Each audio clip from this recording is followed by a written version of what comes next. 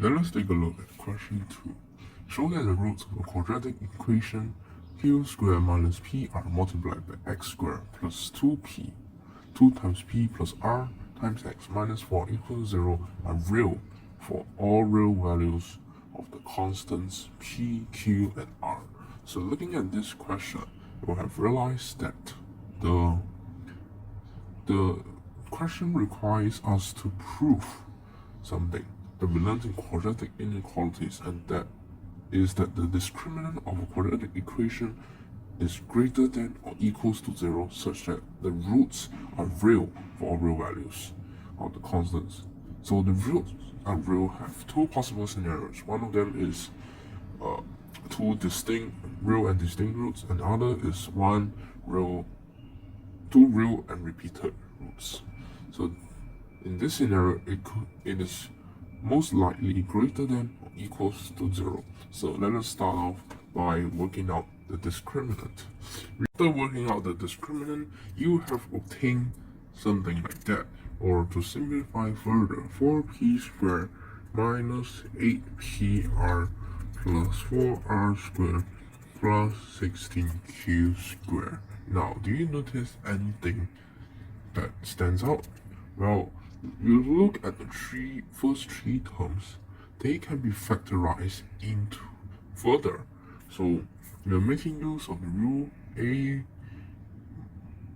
minus b squared equals to a squared minus 2ab plus b squared. In this case, a is 2p, a squared will be 4p squared. B would be 2r, and b squared would be 4r squared. So 2 times 2p times 2r gives 8pr. So in this case, we can simplify the first three terms. 2p minus 2r squared. Correct? And term left is 16q squared. So there are two parts of proving that the discriminant is greater than or equals to 0. So first of all is 2 for all real values of p,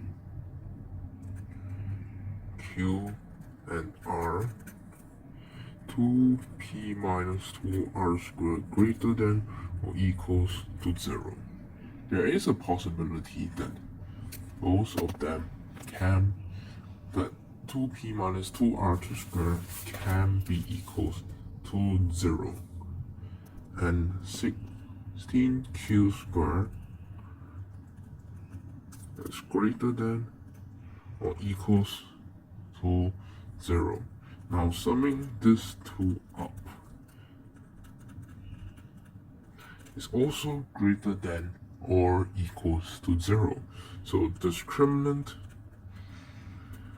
is greater than or equals to 0 for all real p, q, and r. Therefore,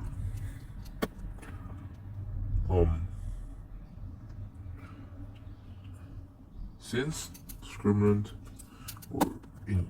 if you want to play safe, you can write out the full form for all real values of p, q, and r.